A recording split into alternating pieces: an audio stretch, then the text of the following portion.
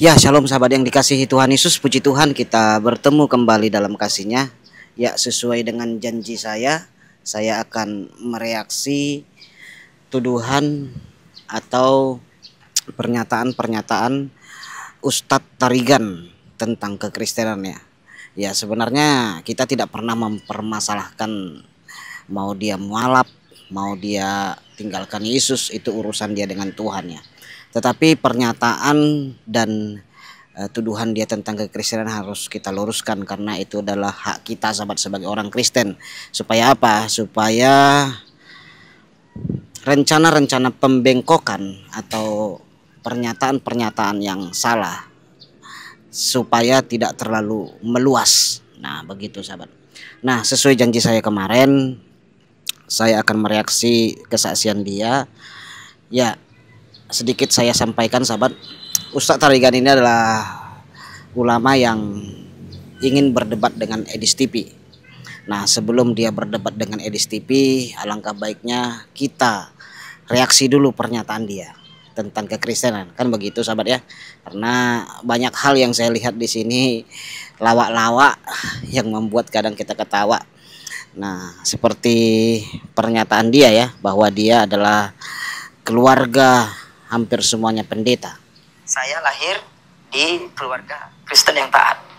Ayah saya adalah seorang pendeta dan membangun gereja di Kabupaten Kabung, di daerah Kabung, Sumatera Utara, Brastagi. Anak pertama pendeta, anak kedua menikah dengan pendeta, anak ketiga beliau adalah seorang dosen dan sekaligus pendeta. Anak keempat saya, anak kelima telah selesai sekolah teologi, jadi kedepannya juga jadi pendeta. Dan anak terakhir baru selesai juga dari sekolah teologi. Jadi semuanya keluarga pendeta, sama-sama Kristen. Ya, sama-sama katanya Tuhannya Yesus. Nah, kalau kita dengar apa yang dia katakan, dia ini bukan kaleng-kaleng sahabat ya. Ini kalau benar sahabat ya, bukan kaleng-kaleng, karena keluarganya semua pendeta sahabat. Bapaknya pendeta, saudara-saudaranya pendeta, ada yang juga ahli teologi ya. Nah, tentu saja beliau ini sangat paham sekali tentang Alkitab sahabat. Tetapi kita lihatlah nanti bagaimana pernyataan dia. Karena saya anak pendeta sudah pasti rajin saat teduh, rajin baca Alkitab gitu sahabat ya. Karena apa? Ya karena memang diperintahkan oleh ayahnya seorang pendeta. Rajin ikut ibadah rumah segala macam gitu ya. Tapi cukup konyol ya. Dan dia ini katanya orang Karo. Nah, kalau kita lihat full ya kesaksiannya sahabat ya, dia punya paman, tetapi pamannya itu dipanggil ayah gitu. Ini baru kali ini saya melihat ada orang Karo manggil ayah kepada pamannya. Nah, paman itu kalau di orang Batak itu tulang sahabat ya. Tetapi kalau saudara kita orang Karo itu manggil tulang itu adalah mama sahabat, bukan ayah. Nah, istrinya paman itu dipanggil mami. Setahu saya begitu ya, orang Karo sahabat ya. Tolong saya dikoreksi karena selama saya bergaul dengan saudara kita orang Karo, dia panggil pamannya itu mama dan istrinya paman itu mami sahabat. Itu yang sering saya lihat dan saya juga bertanya kepada orang Karo begitu ya. Ya iya gitu, dan tidak pernah orang Karo manggil pamannya itu ayah gitu. Ini mirip kayak Bernard Nababan ya, yang ngaku anak petinggi pendeta HKBP di Tarutung. Ketika saya dengar kesaksiannya, dia manggil bapaknya itu ayah juga gitu ya. Mirip-mirip kayak panggilan saudara kita Muslim gitu. Karena cukup jarang ya orang Toba, orang Karo itu manggil ayah kepada bapaknya, cukup jarang gitu, kecuali dia Islam gitu ya, setahu saya. Nah, yuk kita dengar lagi kesaksiannya sahabat ya, apa yang dia katakan.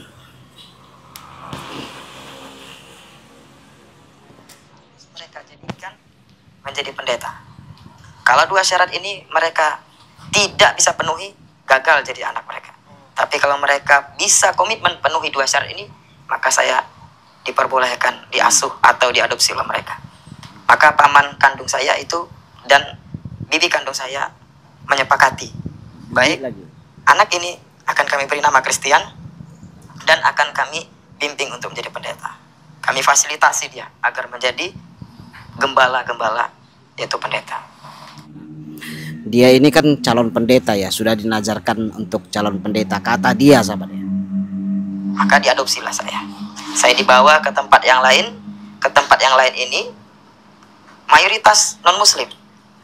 Kalau tadi di Kabung Brastagi mayoritas, kalau tempat paman saya mayoritas muslim. Kalau tempat orang tua kandung saya mayoritas non muslim.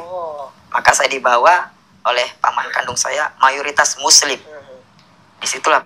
Jadi dia sempat di ini ya, diadopsi atau tinggallah sama pamannya. Itu biasa saudaraku, orang Batak tinggal dengan tulangnya atau mamanya ya.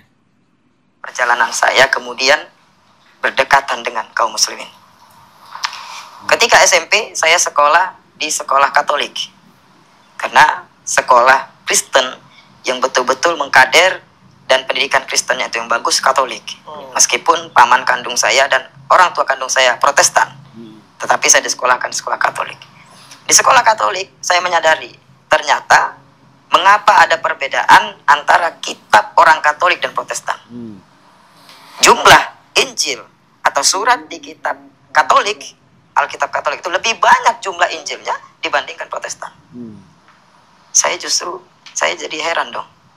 Sama-sama Kristen, sama-sama katanya Tuhannya Yesus, tapi kenapa kemudian jumlah Injilnya berbeda? Kalau Injilnya Katolik yang benar, berarti Injilnya Protestan ada pengurangan dong. Tapi kalau Injilnya Protestan yang benar, berarti Injilnya Katolik ada penambahan dong. Bagaimana mungkin kitab suci ditambah atau dikurangi? Itu sudah mengganggu keimanan saya. Lalu kemudian tata cara. Nah, ini yang juga ngaur ya saudaraku. Kata dia Injil Protestan dengan Injil Katolik itu berbeda. Ini bohong dia sahabat. Karena Katolik dan Protestan itu sama-sama punya 4 Injil. Matius, Markus, Lukas, Yohanes ya. Nah, kalau memang ada surat tambahannya itu di Perjanjian Lama ya tidak pernah sih dipermasalahkan saudaraku. Surat tambahan gitu saudara ya. Nah, tetapi nanti saudara kita Katolik yang menjelaskan ini, saya kurang paham ya. Tapi saya pernah mendengar hal itu dari saudara kita Katolik dijelaskan dan saya paham gitu ya. Ada tambahan gitu saudaraku. Nah, itu juga tidak pernah dipermasalahkan sih, tidak pernah menjadi problem bagi orang-orang Kristen. Tetapi kalau Injil tetap sama sahabat. Injil tetap sama. Jadi tidak ada Injil tambahan ya. Atau seperti dia katakan tadi, berbeda Injilnya, itu tidak. Kita beribadah yang sangat berbeda. Dalam Katolik, yaitu ketika kita masuk gereja, sebelum kita masuk, kita harus ambil air suci. Nah, itu tanda salib dulu, atas nama Bapa, Putra, Roh Kudus, amin. Lalu kita sujud dulu ke Bunda Maria, patung Bunda Maria, patung Yesus, baru kita duduk. Dan itu tidak saya temukan di Protestan. Mulai lagi berkecamuk keimanan saya. Mengapa?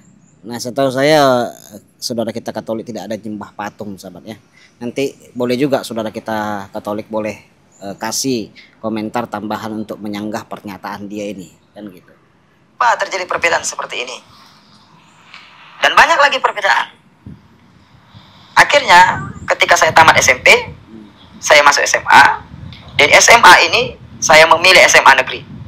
Padahal orang tua paman kandung saya mengadopsi saya itu meminta, mensugesti atau memaksa saya untuk masuk lagi SMA Katolik. Tapi saya tetap kekeh untuk masuk negeri. Ini jalan Allah sebenarnya. Jadi tanpa tahu paman kandung saya dan orang tua saya kandung di Brastagi, saya secara sembunyi-sembunyi ikut tes ujian masuk SMA negeri. Dan alhamdulillah lulus. Nah, ini saya juga bertanya ya kepada saudara kita orang Karo. Dia ini kan ngaku anak pendeta pendiri gereja di Brastagi, Margatarigan. Nah, dia bilang bohong itu Pak katanya. Iya, kenapa berapa sih orang Karo ya di seluruh Brastagi yang bermargatarigan pendiri gereja katanya gitu ya. Dan itu sangat mudah sekali dipantau ya. Apalagi kalau orang Batak itu kan punya marga. Nah, itu dikerucutkan lagi. Yang marga ini siapa yang menjadi tokoh kekristenan. Kan gitu ya saudara yang terkasih. Apalagi pendiri gereja itu pasti sangat mudah dicari tahu siapa gitu. Nah, jadi saudara saya orang Karo ngomong bohong itu Pak. Tidak benar itu katanya. Jadi saya bilang sama ayah saya, bapak saya kan, yang mengadopsi saya ini, saya sudah lulus, jadi Nah, mau lihat, gimana lagi? Saya bilang sama ayah saya, bapak saya kan, yang mengadopsi saya ini, saya sudah lulus, jadi mau gimana lagi? Ya sudah. Tapi kamu kalau sudah lulus begini, kamu masuk SMA negeri, kamu jangan terlalu dekat dengan anak-anak beragama Islam. Karena ingat, kamu tujuannya adalah menjadi pendeta. Siap, saya bilang. Masuklah saya SMA negeri. Nah, untuk informasi, sebelumnya ketika saya non-muslim itu, saya mendengar, sering sekali saya disugesti oleh orang-orang Kristen, oleh pendeta-pendeta, bahwa Islam itu agama teroris. Islam itu agama radikal.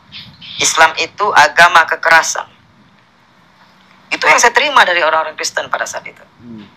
Tetapi sebaliknya ketika saya masuk SMA, ketika saya berteman dengan orang Kristen, dan saya juga berteman dengan orang Islam, saya perhatikan, kok orang Islam justru tidak menunjukkan kekerasan yang disampaikan kepada saya bahwa Islam itu agama kekerasan.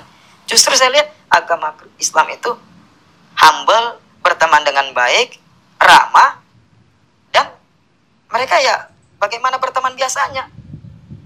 Jadi saya mulai ragu, ini jangan-jangan saya dibohongin nih sama para pendeta ini. Dibohongi. Jadi pernyataan ada telolis itu sahabat, bukan pernyataan orang Kristen. Apalagi pernyataan Ustadz Tarigan ini berkata, oh ternyata Muslim itu tidak telolis, berarti saya dibohongi sama pendeta. Ini kengawuran dan tuduhan yang sangat biadab menurut saya. Karena yang menyatakan ada telolis itu bukan pendeta dan bukan gereja. Dari mana kita tahu? Ya dari televisi, dari media, dari kelakuan-kelakuan orang-orang. Dan ketika telolis itu ditangkap, ditemukan ayat-ayat kitab mereka dan pernyataan-pernyataan di beberapa video mereka mengutip-ngutip ayat kitab suci mereka untuk melakukan aksi-aksi telolis itu.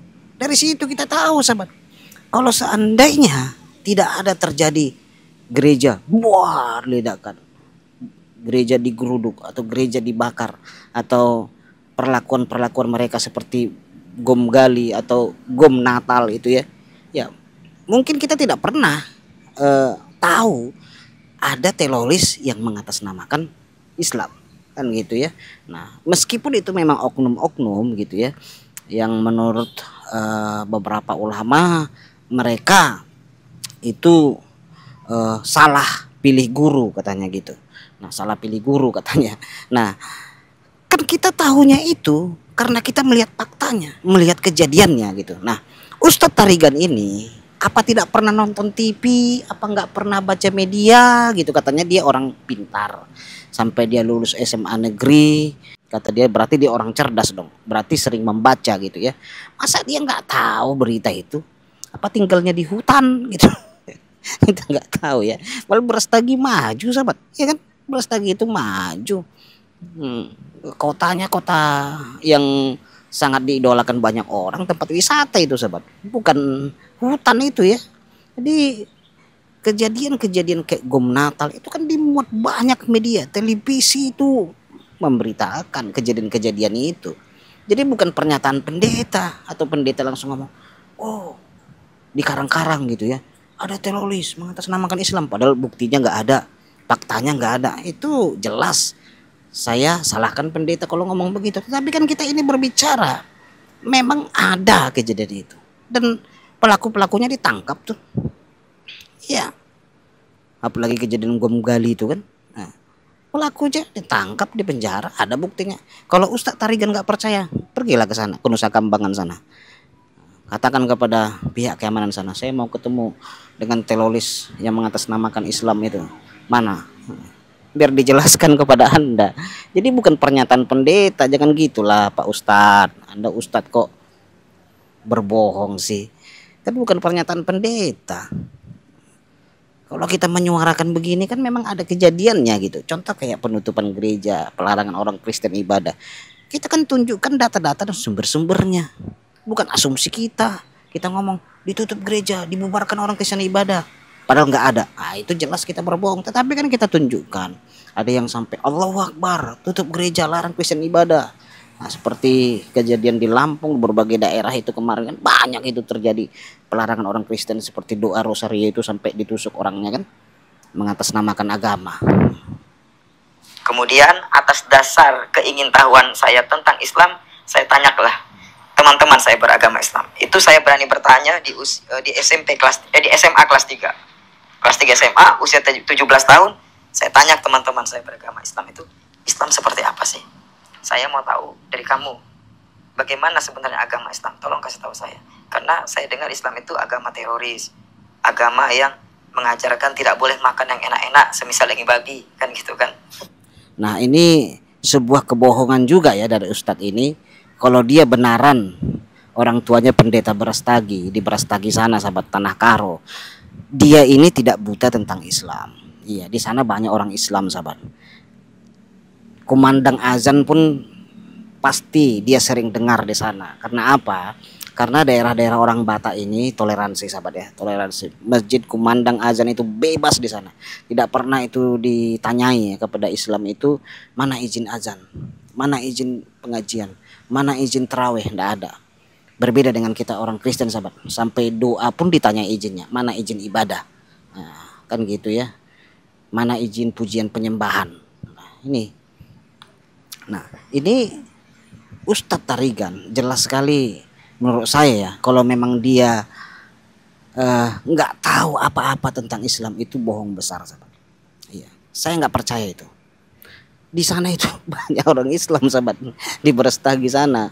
Saudara-saudara kita pendatang banyak di sana, rumah makan Padang banyak di sana, saudaraku yang terkasih ya, rumah makan Aceh juga ada di sana, dan saudara-saudara kita orang Karo juga ada di sana yang juga Muslim, sahabat ya.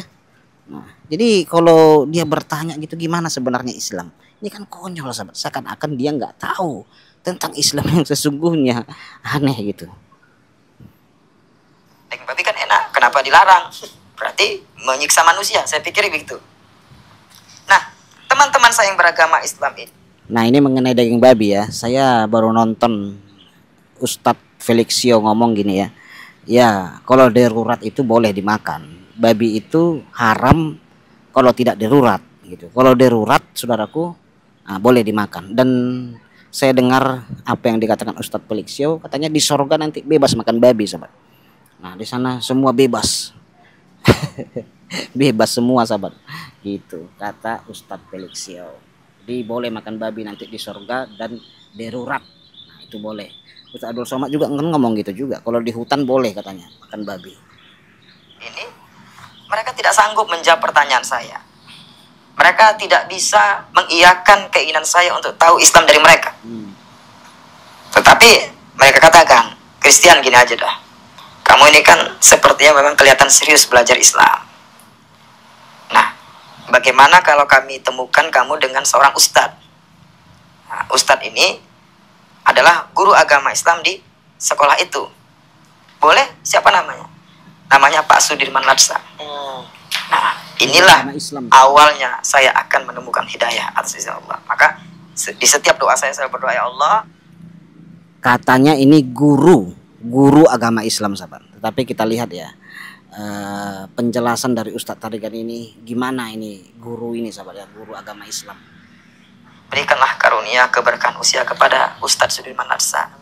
Berikanlah kelapangan rizki pada beliau karena telah menjadi jalan hidayah buat saya. Jadi dipertemukanlah saya dengan Ustadz Sudirman Latsa ini. Nah, di sekolah itu Ustadz Sudirman Latsa bilang, ya udah, kita diskusi jangan di sekolah. Nggak enak dilihat para guru dan teman-teman yang lain. Kamu datang ke rumah saya nanti siang. Ini alamat saya, kata beliau. Wah, saya ditantang begitu kan? Oke, siap Ustadz, saya bilang. Ya, saya datang. Tapi kalau bisa bawa Alkitab kamu, katanya. Kamu bawa Alkitab ya? Wah, saya ditantang. Wah, ini kok Ustadz bicara kitab. Oke, siap. Datanglah saya siang ke rumah beliau bawa Alkitab. disuguhi dengan makan minuman dengan lemah lembut. Kalau kita bilang gitu saudaraku bisa penistaan agama ya kan. Saya ingat sidang Pak MKC ya. Ada jaksa atau apa itu yang ngomong, kamu kan sudah murtad, kenapa kamu bawa-bawa kitab agama Islam gitu ya. Jadi itu ternyata penistaan sahabat. Kalau disuruh orang bawa Al-Quran, bahas-bahas Al-Quran gitu ya, itu penistaan sahabat ya. Kalau kita bukan Islam. Nah ini guru agama ini ya tidak penistaan karena mereka mayoritas di negeri ini sahabat. Mereka yang memegang kendali hukum di negeri ini. Jadi kalau bagi mereka hal seperti itu adalah dakwah. Kalau kita yang melakukannya penistaan agama. Luar biasa. Sedikit pun tidak ada ciri-ciri yang katanya teroris, Islam itu kekerasan, tidak ada. Justru ditampilkan adalah bagaimana menyambut tamu, walaupun berbeda agama. Tetapi karena kamu tamu saya muliakan. Jadi kayak dia ketemu guru agama ini, dia kaget. Kok tidak ada ciri-ciri teroris? Ini saya bingung ya. Saya kadang-kadang dia ini buta sekali tentang Islam, padahal anak pendeta tinggal di Brastagi. Kaget dia, baru pertama sekali lihat orang Islam gitu ya. Kaget. Itu yang saya lihat. Waduh, makan dulu, makan. Silahkan nikmati apa yang ada. Wah, luar biasa sekali nih. Setelah makan, setelah santai, minum santai, ya udah. Kalau mereka yang melakukan begitu sahabat, itu orang baik ya kan saudaraku ya. Tetapi kalau kita yang melakukan sahabat ya, nah itu berisiko. Nah kalau saudara pamannya datanglah saudara kita muslim itu ke rumah saudara, ayo silakan makan, bikin itu dicurigai, jangan-jangan ini babi lah, inilah ini. Saya saudaraku ya belajar sekali, khususnya di daerah saya ini kan hampir semua muslim saudaraku ya. Saya sampai sekarang kalau muslim yang datang ke rumah saya itu tidak pernah saya suguhkan air minum yang langsung dari ceret saudaraku. Nah, saya selalu beli aqua. Supaya apa? Supaya mereka tahu ini bukan air minum yang ada dari rumah. Jadi aqua masih segel. Makanan pun begitu, selalu saya beli sahabat. Tidak pernah kita masak terus suruh mereka makan gitu ya. Nah kenapa? Kita takut nanti mereka makannya itu pikirannya negatif. Apakah ini babi, apakah ini piringnya belum dijamak kah atau gimana segala macam. Nah untuk menghindari itu, nah kita lakukanlah penghormatan. Kita beli minum dari luar. Berapa sih aqua gelas atau aqua botol yang kecil gitu ya. Nah, minimal ketika mereka makan mereka tidak berpikiran aneh-aneh gitu ya saudaraku. Nah itu makanya jangan tersinggung saudara kalau umpamanya saudara Kristen gitu ya, tiba-tiba kasih oleh-oleh atau apa gitu ya. Nah, niat saudara baik gitu ya. Nah besok saudara lihat itu oleh-oleh sudah di tong sampah. Saya pernah lihat itu sahabat ya. Saya sebenarnya sedih dan miris. Sejak itu saya berhati-hati sekali kasih oleh-oleh sahabat ya. Karena pernah saya kasih gitu, saya lihat besoknya di tong sampah gitu. Nah saya sedih juga, tetapi saya hormati kepercayaan mereka. Mungkin mereka curiga ini babi atau bercampur minyak babi, atau mereka juga curiga pemberian kafir haram mungkin saja. Tapi ya kita memaklumi sahabat ya, begitulah perbedaannya. Makanya kita harus menghormati perbedaan sahabat ya. Mulailah diskusi. Kamu pengen tahu tentang agama Islam, tetapi di kesempatan ini saya juga akan gali tentang Kristen di hadapan kamu. Loh, Ustadz kenapa berbicara Kristen? Ya, karena saya selain paham Islam, karena saya Ustadz, tapi saya juga belajar tentang agama Kristen yang menguatkan keislaman saya. Ini kalau Muslim itu boleh sahabat ya, menjelaskan Kristen, menjelaskan Islam itu boleh sahabat. Tetapi kalau kita itu bisa penistaan agama. Nah kalau mereka menjelaskan Kristen, seorang guru ya, guru agama menjelaskan Kristen dan juga menjelaskan Islam kepada orang Kristen, itu boleh, tidak penistaan agama sahabat ya, tidak islamisasi. Nah kalau kita itu menjelaskan Kristen dan menjelaskan Islam kepada orang Islam, itu penistaan agama sahabat ya. Dan itu bisa saudara dituduh kristenisasi. Nah kristenisasi itu beresiko masuk dalam penistaan agama. Nah, Itu berbeda sekali sahabat ya. Lihat, guru agama boleh saudaraku ya, guru agama Islam boleh menjelaskan Kristen, menjelaskan Islam kepada orang Kristen, kepada anak pendeta, dan itu adalah dakwah.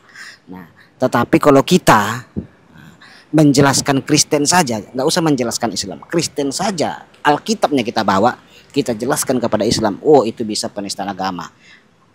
Belum bawa Al-Quran sahabat, belum bawa Al-Quran, Alkitab saja kita jelaskan kepada orang Kristen, orang Islam, itu bisa penistaan agama dan bisa saudara dituduh kristenisasi.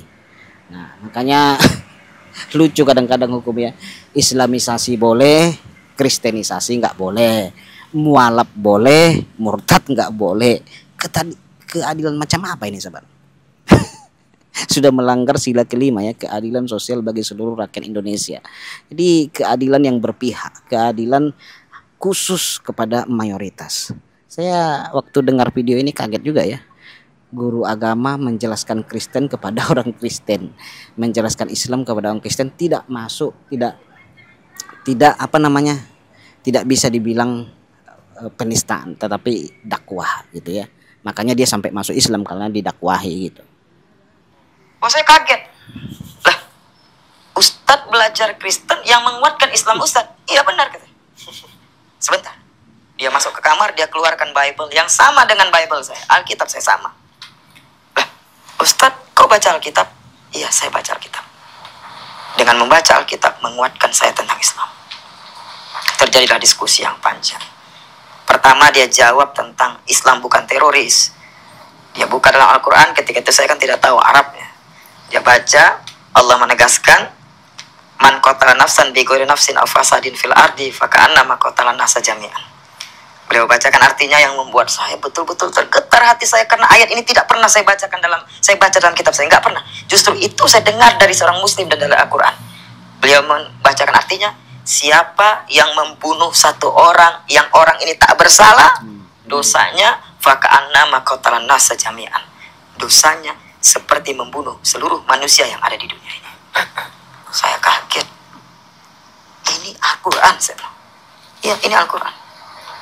Ini adalah ayat yang diimani oleh orang Islam. Tidak boleh membunuh orang yang tak bersalah. Satu orang saja dibunuh, dosanya seperti membunuh seluruh manusia yang di dunia ini. Ini pendekatan Islam. Jadi kalau kemudian ada orang mengatakan Islam teroris, Islam agama kekerasan, sesungguhnya mereka sedang memfitnah dan mereka sedang menyudutkan Islam, yang sebenarnya Islam tidak seperti itu. Kamu tahu Islam teroris dari siapa? Kata Ustaz. Dari orang Kristen. Kamu tahu dari orang Kristen. Sekarang saya Muslim yang akan menyampaikan kepada kamu bahwa Islam bukan agama teroris. Langsung dia tunjukkan. Nah ini sahabat ya, saya jawab dulu pernyataan dia ini ya. Dia terkaget sahabat ya, ketika ayat Al-Quran dibacakan kepada dia, tidak boleh membunuh, ngebun-bun. Nah, takut saya kena ini ya, kena pelanggaran kalau ngomong kata itu sahabat, kalimat itu ya. Katanya dia anak pendeta, keluarganya semua pendeta, masa dia nggak tahu ada ayat di Alkitab jangan ngebun-bun, jangan ngebunoe, nggak tahu dia sahabat. Ayat Alkitab lebih dahsyat lagi. Kasihilah musuhmu, berbuat baiklah kepada orang yang berbuat jahat kepadamu. Ampunilah musuhmu. Itu jauh saudaraku. Lebih sempurna. Lebih dahsyat gitu ya. Nah seharusnya kalau benaran dia anak pendeta saudaraku, tentu saja dia tahu ayat ini kan. Dan tidak perlu terheran-heran gitu ya ketika dibacakan itu gitu. Dan semua agama, sahabat ya, itu memang ada ayat-ayat yang memang dilarang menghabisi nyawa manusia. Iya, ada ayat-ayat gitu. Nah, dia heran. Apa? Kata dia lagi yang saya heran, sahabat. Dia kata, di kitab saya tak ada begitu. Di Alkitab katanya nggak ada begitu. Konyol sekali, masa anak pendeta, keluarga pendeta, bapaknya pendiri gereja gitu ya, dan dia calon pendeta, nggak tahu. Aduh, Ustaz Tarigan. Saya kok curiga ya. Jangan-jangan Anda bukan orang Karo gitu ya. Karena banyak loh apologet Muslim itu ngaku-ngaku orang Batak padahal bukan Batak. Contohnya kayak Goldian kemarin kan, ngaku bermarga dari orang Batak, setelah dicek, recheck dan ditanyai gitu, didatangi. Ternyata saudara kita orang Jawa sahabat ya. Nah, bohong dia sahabat untuk menyebarkan agamanya. Dia bukan orang Batak. Kadang-kadang saya lihat ya, orang-orang yang ngaku orang Batak ini dari kalangan mualaf kok tidak paham budaya adat, bahkan banyak pernyataan-pernyataan dia yang ngawur dari budaya orang Batak gitu. Kadang-kadang bingung saya, apa benar mereka ini orang Batak ya? Kok nggak tahu hal-hal yang sesimpel itu? Nah, kan gitu. Nah, selanjutnya yang dia katakan ini sungguh luar biasa ngawur lagi. Dari mana kamu tahu bahwa Islam itu telolis? Dari orang Kristen. Saya belum pernah tuh lihat ya di TV orang Kristen menyatakan Islam teroris. Kalau berani orang Kristen ngomong begitu bisa ditangkoi sahabat. Bisa digeruduk rumah saudara. Kalau orang Kristen ngomong begitu bisa dikepung saudaraku. Bisa holol darah saudara. Iya. Kita tahu kejadian-kejadian teroris dari mana? Ya dari media, dari kejadian fakta, dari apa yang kita lihat dan apa yang kita saksikan. Kan gitu saudara. Nah, bukan dari orang Kristen. Saya percaya tidak ada orang Kristen yang ngomong begitu Islam teroris. Oh, bisa masuk ranah penistaan agama saudara. Gitu. Ini konyol sih pernyataan Ustaz Tarigan ini. Dari mana kamu tahu kalau Islam itu teroris? Dari orang Kristen katanya. Tapi tidak cukup sampai di situ kata dia. Lanjutannya gimana? Saya bilang. Dia baca lagi ayat selanjutnya. Dia bacakan Arabnya. Waman faka'annama ahyan nasa waman ahyaha faka'annama ahyan nasa jami'an. Dia bacakan artinya, siapa yang menolong satu orang manusia, tak peduli agamanya apa. Ada orang yang kelaparan dikasih makan, ada orang kesusahan dikasih bantuan, ada santri yang tak bisa makan dikasih beras sehingga dia bisa hidup. Satu orang saja kata beliau, faka'annama ahyan nasa jami'an. Pahalanya bagaikan menolong seluruh manusia yang ada di dunia ini. Tak terasa air mata saya jatuh. Saya nggak tahu kenapa bisa seperti itu. Nah, ini sebenarnya ayat yang dia jelaskan ini bagus ya. Tetapi pada prakteknya gimana? Apa ia siap menolong orang kafir? Ada orang kafir susah, kasih nggak makan, kasih nggak beras, gitu saudara. Atau kita bertamu gitu ya. Kalau memang saling menghormati, apa iya siap dikasih makan? Nah, kan gitu. Tentu saja makanan yang sesuai dengan akidah agama Anda kan. Kan nggak mungkin Anda kasih mereka babi karena mereka suka babi. Seperti saya pernah lihat konten ya di Papua, seorang wanita muda muslimah gitu ya bertanya kepada anak-anak di Papua. Dia bertanya, kamu sukanya sapi atau kambing katanya. Nah, sepertinya anak gadis yang berhijab ini ingin memberi mereka makanan gitu ya. Lalu anak-anak Papua ngomong, kami suka babi katanya. Ketawa itu anak gadis yang berhijab itu sahabat ya. Kenapa? Dia tidak akan mampu memberikan makanan itu kepada anak-anak Papua itu ya, karena anak-anak Papua itu sukanya babi kan gitu.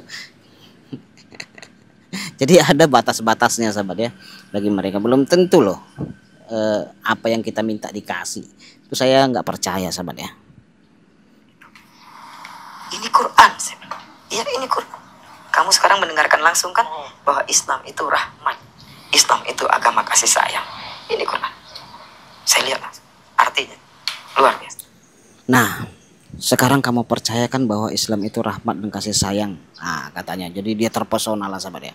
Nah, kalau benaran Ustaz Tarigan ini menerapkan ayat ini karena pertama ayat itu dibacakan dan membuat dia sampai mengeluarkan air mata, tentu saja ayat itu dipraktekkan karena itu rema kan. Itu ayat pertama dibacakan loh oleh guru agama terhadap dia sehingga dia masuk Islam katanya. Nah, tentu saja dia praktekkan waktu Pak KC digebukin, dimasukin kotoran tinja ke dalam mulutnya, digebukin dari jam 12 malam sampai jam 5 subuh. Saya percaya kalau benaran dia menerapkan ayat ini, dialah orang yang pertama bersuara menegur oknum jenderal yang menggebukin Pak MKC. Pasti dia ngomong, hai oknum jenderal, Islam itu agama kasih sayang, agama perdamaian. Kenapa kau lakukan itu? Kamu ini sudah kafir. Kamu ini sudah menentang ajaran Islam. Ajaran apa itu yang kamu lakukan? Pasti dia ngomong sahabat. Tetapi pada faktanya kita lihat di YouTube, banyak yang memuji oknum jenderal ini hebat. Luar biasa. Apalagi pernyataan dia dan alasan dia kenapa menggebukin Pak MKC mulai jam 12 malam sampai jam 5 pagi dan memasukkan kotoran manusia ke dalam mulutnya, memaksa berak itu masuk dalam mulutnya. Alasan oknum jenderal ini adalah karena membela agama, membela Nabi, menegakkan syariat Islam. Bayangkan apa kata orang? Hebat oknum jenderal, hebat, hebat. Inilah baru orang yang membela agama. Justru banyak yang memuji, sahabat, banyak yang menyanjung oknum jenderal ini. Saya lihat kok YouTuber itu tanya, wah ini betapa hebatnya oknum jenderal, surgalah milikmu. Jadi bau surga langsung masuk, saudaraku, ke dalam oknum jenderal ini karena melakukan penggebukan, pemaksaan, memasukkan kotoran ke dalam mulut PMKC. Surgalah yang dia dapat. Bayangkan, sahabat. Kemana Ustadz Tarigan ini dulu? Padahal itu beritanya heboh, masuk TV, masuk media, kejadian Pak MKC itu kan. Nggak ada dia ngomong, sahabat. Seharusnya dia berteriak dan melawan itu. Saya percaya dia tidak akan berani. Tapi saya percaya waktu itu dia melihat Pak MKC digebukin, dimasukin tai ke mulutnya, pasti dia pun saya rasa senang. Rasain loh. Makanya jangan bahas-bahas agama saya. Hebat. Inilah membela agama. Kan gitu. Saya percaya, sahabat ya, dia begitu. Banyak pembahasan tentang Islam. Kemudian dia masuk kepada Kristen, seperti dia bilang tadi. Jangan tersinggung saya kalau bahas Kristen, katanya. Setelah saya jawab ingin tahu tentang Islam, saya akan bahas tentang Kristen. Oke? Apa katanya tadi? Jangan tersinggung kalau Kristen saya bahas, katanya. Hebat ya, saudaraku ya. Jadi hukum ini memang milik mereka, sahabat. Kalau mereka yang ngomong gitu, tidak masuk dalam ranah penistaan agama. Nah, kalau kita ngomong begitu, saudaraku, kita bilang sama orang Islam, jangan tersinggung kamu kalau saya bahas Al-Quran dan hadis. Bisa dikepung rumah saudara seperti si anak Batak. Dikepung, sahabat. Geruduk, saudaraku. Bisa saudara dipanggil langsung, disiksa saudara. Iya.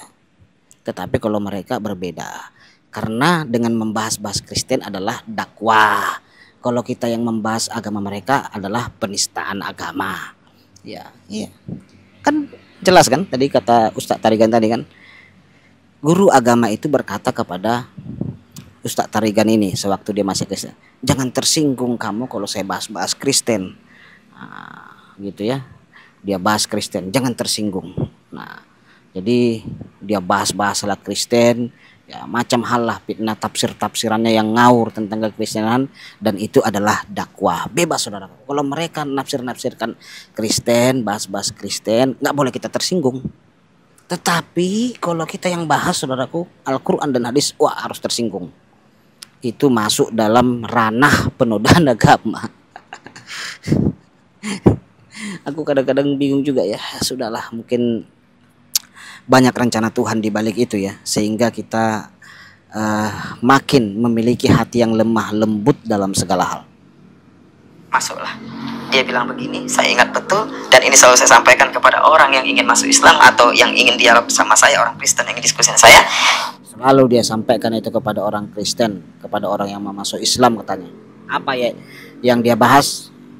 Saya ingat betul kalimat Ustadz Suriman Narsa, kalau orang Kristen masuk Islam, dia tidak kehilangan Yesus, tetapi sesungguhnya dia menemukan Yesus yang benar. Yesus yang seperti apa? Dia buka Markus 12 ayat 29.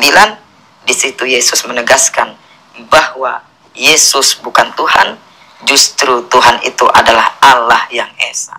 Allah. Nah, kita buka Markus 12 ayat 29. Apakah di situ dikatakan Yesus bukan Tuhan? Nah, Markus 12 ayat 29.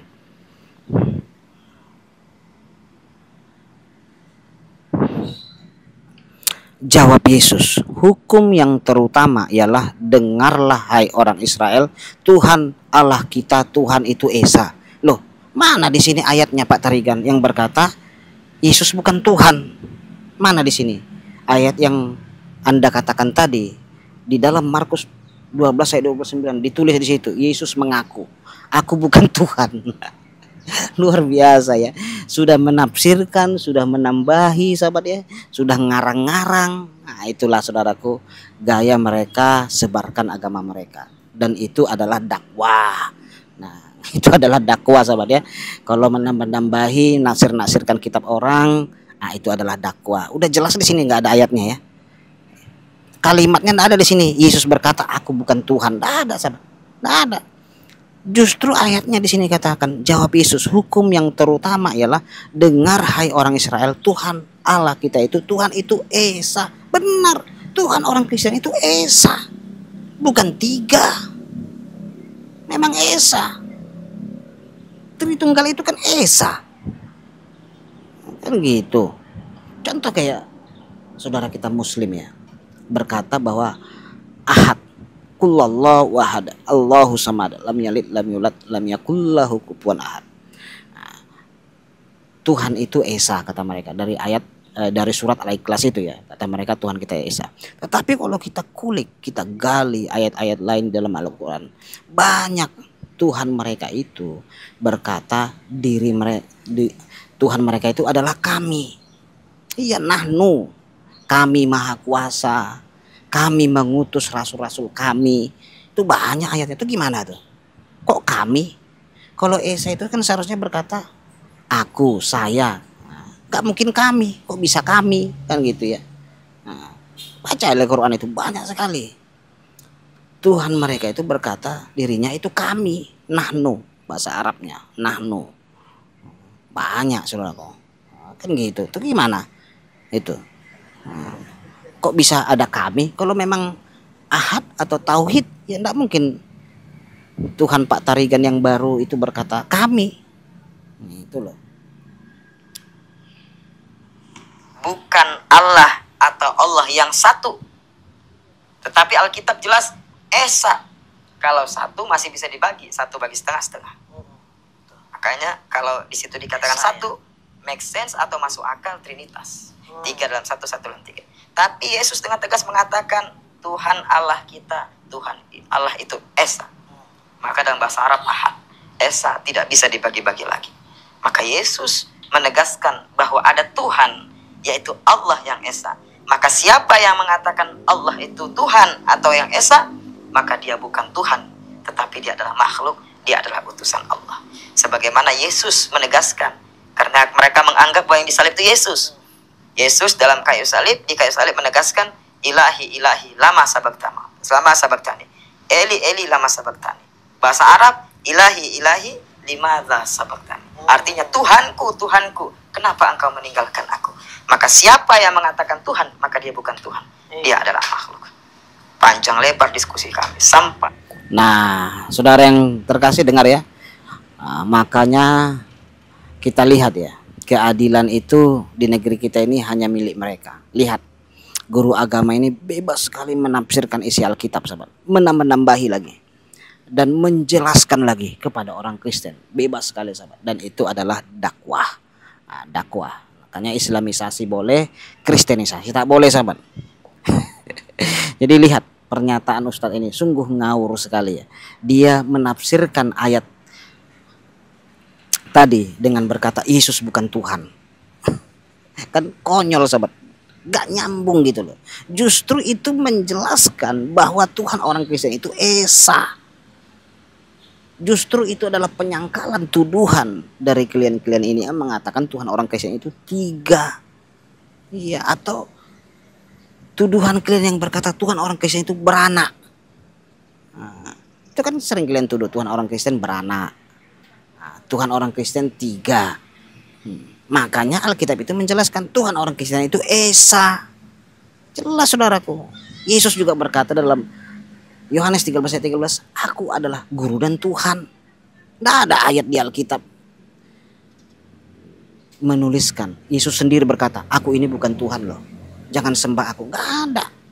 Gak ada ayat itu saudaraku. Yang ada ayatnya dalam Alkitab, Yesus berkata dirinya adalah Tuhan. Bahkan Yesus berkata dalam Yohanes, aku dan Bapa adalah satu. Itu jelas sekali.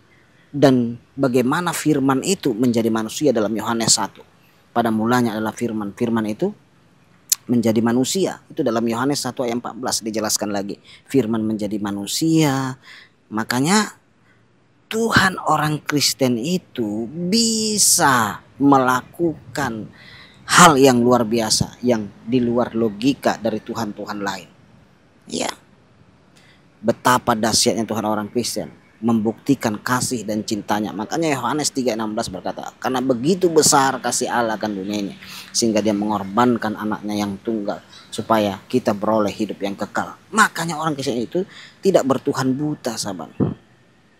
Iya, kenapa? Tuhan orang Kristen itu mampu menyatakan dirinya memang ada, membuktikan dia utus firman-Nya menjadi manusia, yaitu Yesus Kristus. Nyata, pernah bersama dengan manusia, pernah berkorban untuk manusia. Betapa dahsyatnya cinta Tuhan. Karena bukti dari cinta adalah sebuah pengorbanan. Bohong orang berkata cinta tapi tidak mau berkorban. Tuhan orang Kristen mampu membuktikan itu. Makanya orang Kristen tidak beriman buta. Mana Tuhanmu? Nah, tidak mampu dia buktikan, tidak ada data-datanya. Orang Kristen itu bukan hanya katanya kami punya Tuhan. Mana Tuhan? Ya hanya kami tulis saja huruf Y, E, S, U, S, huruf Yesus. Ya bisa. Tuhan orang Kristen itu nyata pernah hadir lebih dari 2000 tahun yang lalu. Nyata turun ke dunia bersama dengan manusia, bercakap-cakap, komunikasi dengan manusia. Pernah. Nah kalau Tuhan kepercayaan Anda mungkin kan nggak pernah kan gitu ya. Ya hanya katanya. Ya, tapi ya sudahlah, itu iman Anda, terserah Anda kan. Makanya cukup aneh pernyataan Ustadz Tarigan ini. Coba kita dengar ya, ini terakhir. Baik, setengah tahun. Setengah tahun ya? Setengah tahun, 6 bulan. Akhirnya tepat 8 Februari saya mengucapkan kalimat syahadat La ilaha illallah Muhammad Rasulullah. Akhirnya dia mualaf setelah bertemu dengan orang Islam yang membahas-bahas Kristen. Nah, hebat ya. Yang menafsir-nafsirkan kitab orang Kristen, yang mendambahi isi kitab orang Kristen. Akhirnya dia masuk Islam karena bertemu orang seperti itu. Nah, kalau kita saudaraku membaca saja, nggak usah menafsirkan. Membaca saja kayak Pak MKC, oh masuk ranah penistaan, nggak usah menafsirkan, membaca saja. Saudara baca hadis, saudara baca ayat Al-Quran, saudara baca saja itu. Nah, baca saja, bisa masuk dalam penistaan agama. Nah, apalagi kalau begini seperti guru agama ini ya, udah dia tambah-tambahin isinya, dia karang-karang, dia tafsir-tafsirkan, lalu terpesonalah Ustadz Tarigan ini lalu mengucapkan asyhadu alla ilaha illallah wa asyhadu anna Muhammad Rasulullah, masuk Islam. Nah, itulah saudaraku ya. Sanggahan saya, tuduhan-tuduhan saya kepada kekristenan yang dilakukan oleh Ustadz Tarigan ini. Nah, kiranya menjadi berkat buat kita semua. Tuhan Yesus memberkati. Shalom.